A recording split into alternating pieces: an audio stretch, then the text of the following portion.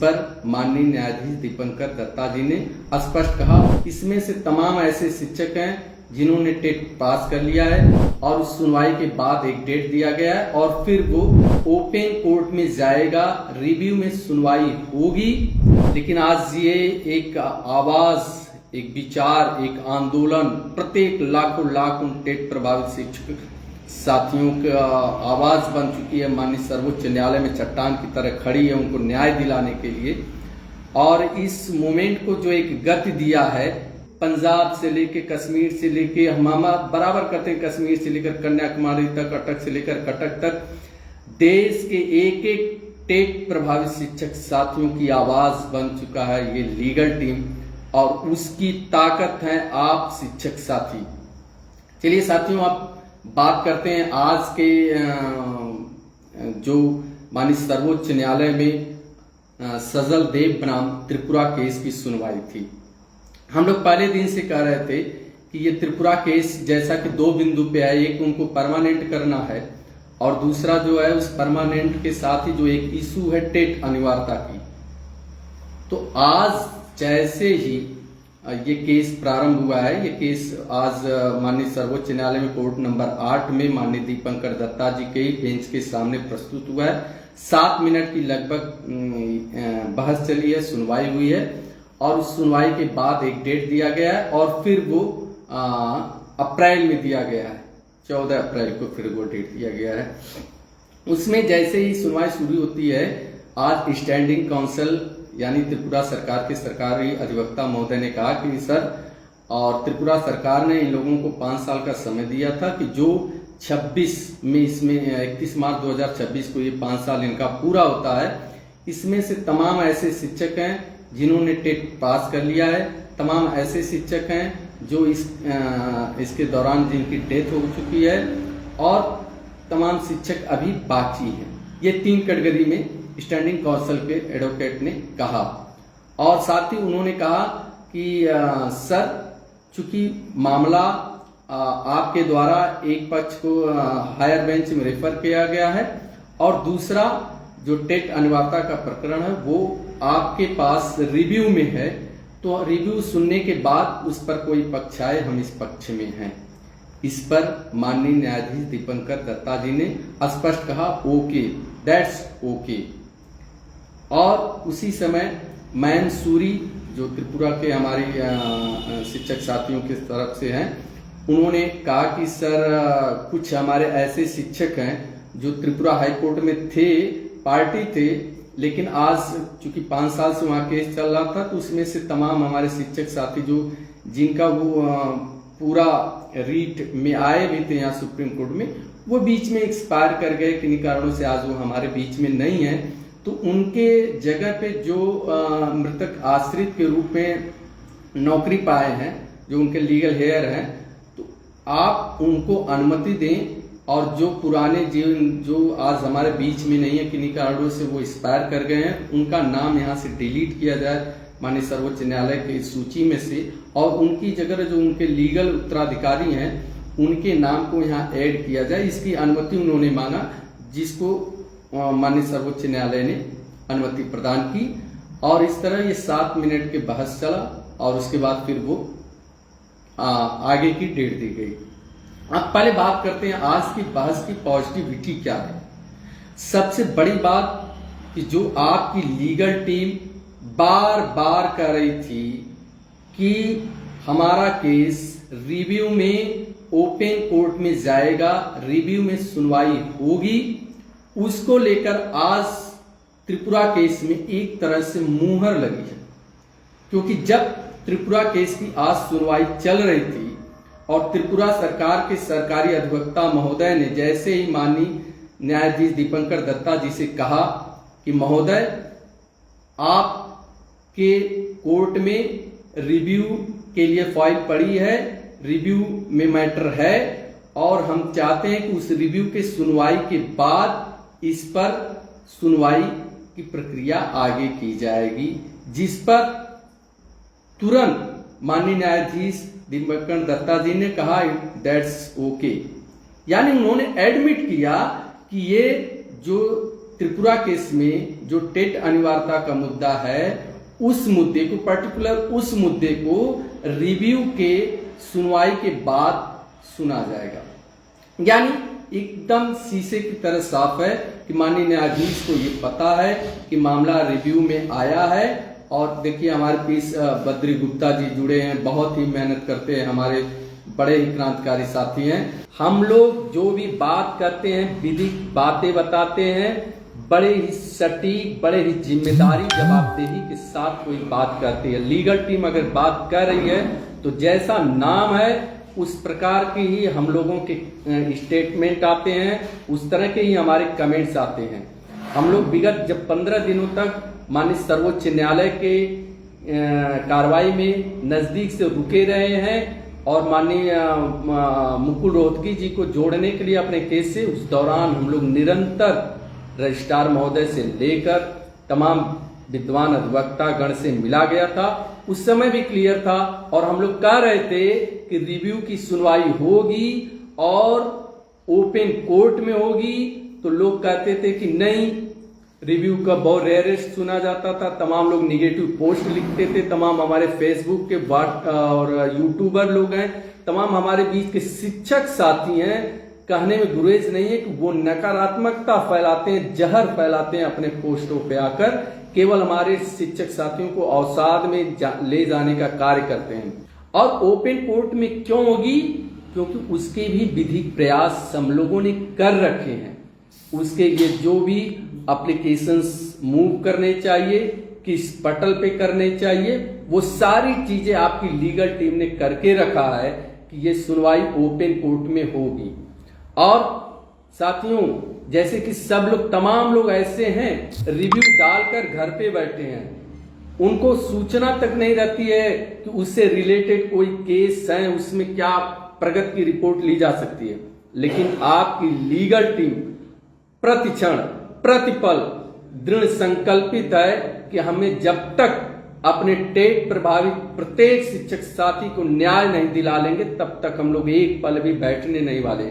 और जब open court में होगी तो पूरे चैलेंज के साथ हमारी लीगल टीम कहती है कि एक एक शिक्षक हमारा वहां से न्याय पाएगा। हमारी तैयारी इतनी पुरजोर है।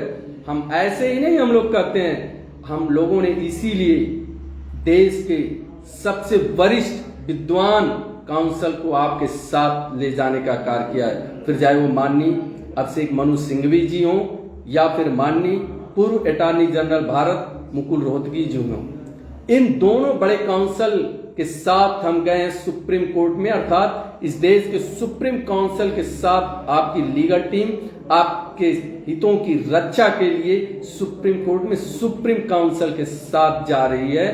और इसके अलावा भी लीगल टीम की कुछ और भी विधिक तैयारी है, कुछ और भी ऐसे काउंसिल हैं जिनके नाम आपको नहीं बताया जाएगा, लेकिन आप देखेंगे कि जैसे ही रिव्यू की सुनवाई प्रारंभ होगी, आप प्रथम डेट से ही जान जाएंगे कि आपको सफलता मिलने जा रही है। आपकी लीगल टीम ने इस तरह की तैयारी की है कि आखिर ये रिव्यू की सुनवाई होगी कब। आप साथियों जान लीजिए, 1 सितंबर 2025 का ये काला आदेश आया है और 1 सितंबर 2025 से तमाम ऐसे हमारे संगठन के लोग, कुछ लोगों ने रिव्यू डाल के रखा था, उनका तो हम कुछ कह नहीं सकते हम लोग दूसरों को।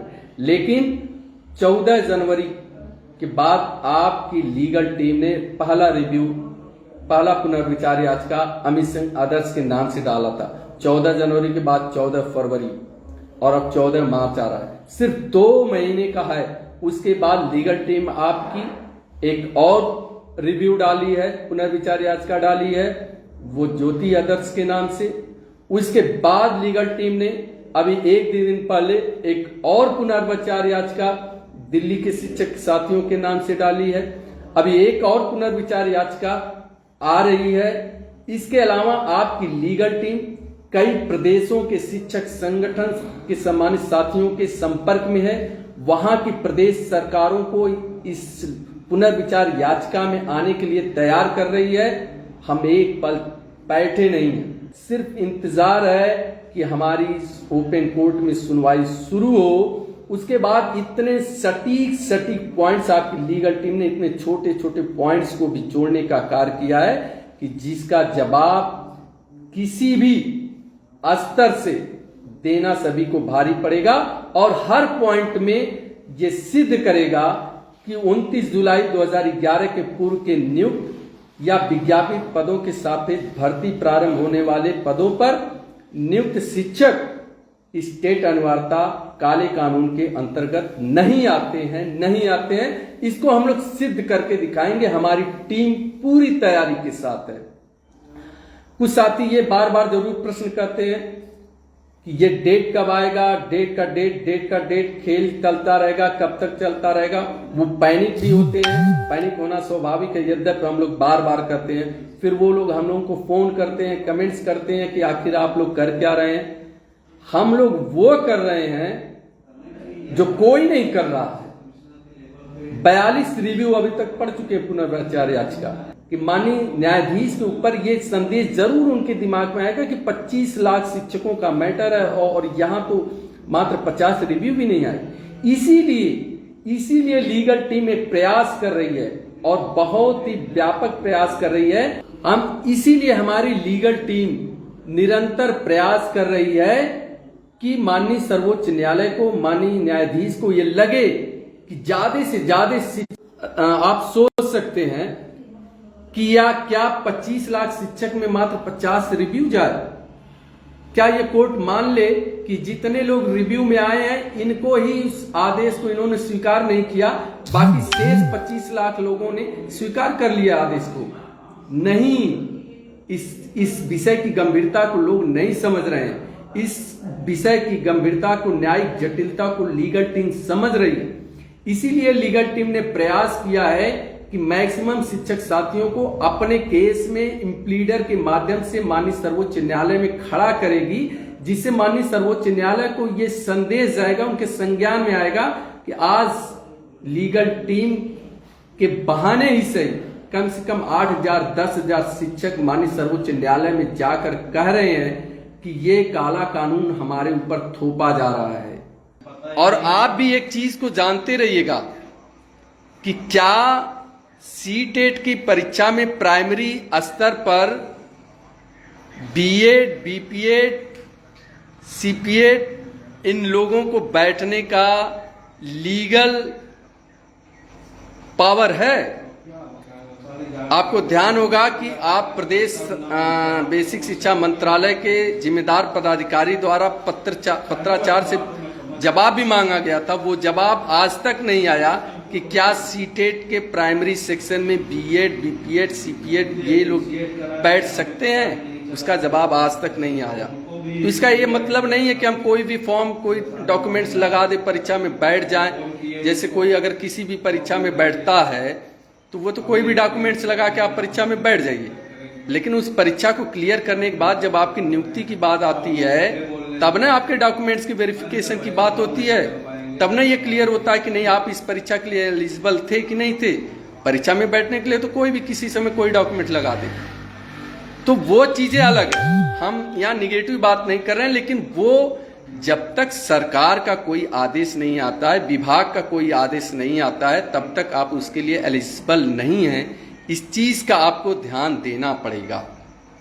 और एक अंतिम बात यह है कि आपको जल्द से जल्द जो प्रयास हम लोगों का चल रहा है उसका परिणाम आपको दिखेगा। इस मार्च अगले हफ्ते तक हम लोगों को जो संभावना दिख रही है आपको दिखेगा कि इस मार्च में आपके रिव्यू की लिस्टिंग पॉसिबल है, और लिस्टिंग के बाद ये केस ओपन कोर्ट में सुना जाएगा।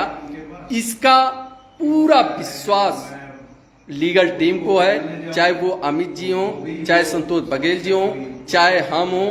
हम लोगों ने बार बार यही बात कहा है कि ये केस ओपन कोर्ट में सुना जाएगा और इसमें हमारी विजय होगी। 29 जुलाई 2011 के पूर्व के नियुक्त प्रत्येक शिक्षक या उसके विज्ञापित पद के सापेक्ष नियुक्त प्रत्येक शिक्षक स्टेट अनिवार्यता काले कानून के बाहर रहेंगे। और उसके लिए हमारी जो तैयारी है, क्योंकि कुछ तैयारियां हम लोग सोशल मीडिया पे आप लोगों से शेयर नहीं कर सकते हैं। तमाम शिक्षक साथी पूछते हैं कि आपके पॉइंट्स क्या हैं। हमारे हर एक एक छोटे छोटे पॉइंट्स हैं जो मजबूत है, महत्वपूर्ण हैं, जो पूरे, चाहे वो टेट क्वालिफिकेशन है या अहर्ता है, चाहे एनसीटी की जवाबदेही जिम्मेदारी क्या है, चाहे एनसीटी के 1993 के नोटिफिकेशन से लेकर 2001 के नोटिफिकेशन से लेकर समय समय पे संशोधित नोटिफिकेशन हो, या फिर चाहे 31 मार्च 2010 का आपका अधिसूचना हो, चाहे 2009 का आरटी एक्ट का गजट हो, चाहे 23 अगस्त 2010 का नोटिफिकेशन का पैरा 4 पैरा 5 की बात हो, चाहे 29 जुलाई 2011 के पैरा 4 पैरा 5 में प्रोटेक्शन की, पूर्व के नियुक्त शिक्षकों के प्रोटेक्शन की बात हो, या फिर 2017 का जो अमेंडमेंट है जिसमें इब्री टीचर शब्द जोड़ा गया है, वहां कहीं भी टेट की बात नहीं की गई है, वहां केवल प्रोफेशनल और एकेडमिक कोर्स की बात की गई है। उसके अलावा 2018 में जो पत्र निर्गत हुए हैं, फिर 2017 के अमेंडमेंट के बाद जो ऑब्जेक्ट रहा है इस अमेंडमेंट का, उसके संदर्भ में जो सरकार शिक्षा मंत्रालय द्वारा पत्र सर्कुलेट किए गए हैं, ऐसे तमाम बिंदु हैं। इसके अलावा भी कई महत्वपूर्ण बिंदु हैं। माननीय सर्वोच्च न्यायालय के कई ऑर्डर हैं जिसमें एनसीटी को क्या कहा गया है, ऐसे तमाम बिंदुवार हैं। हम गिनाते गिनाते थक जाएंगे। इतनी लंबी हम लोगों की प्लानिंग की है, हम लोगों ने एक एक पॉइंट को ढूंढ ढूंढ कर किया गया है, इसीलिए उसको हम लोग सार्वजनिक नहीं कर रहे हैं। लेकिन इतना आप आश्वस्त रहिएगा, इतना कड़ा आश्वासन लीगल टीम के अलावा कोई नहीं दे सकता है। मैं दावे, तमाम संगठन के लोग, तमाम लोग कहते हैं कि ये लोग किस दावे से कह रहे हैं कि हम वहां से जीतेंगे जीतेंगे। अरे भैया, इसमें भी आपको दिक्कत हो रही है। यदि लीगल टीम आकर कह रही है कि पुनर्विचार याचिका में हम जीतेंगे जीतेंगे दावे के साथ, उससे भी आपको दिक्कत हो रही है। ऐसे हम नहीं कर रहे हैं। हमारा दृढ़ संकल्प है। हम उन लोगों की तरह नहीं है जो रिव्यू डालकर कोरम पूरा करके घर बैठे हैं। हम वो नहीं है जो रिव्यू डालने के बाद सीटेट का पेपर देकर जाकर परीक्षा दे रहे हैं। हम लोग आत्मबल से मजबूत लोग हैं।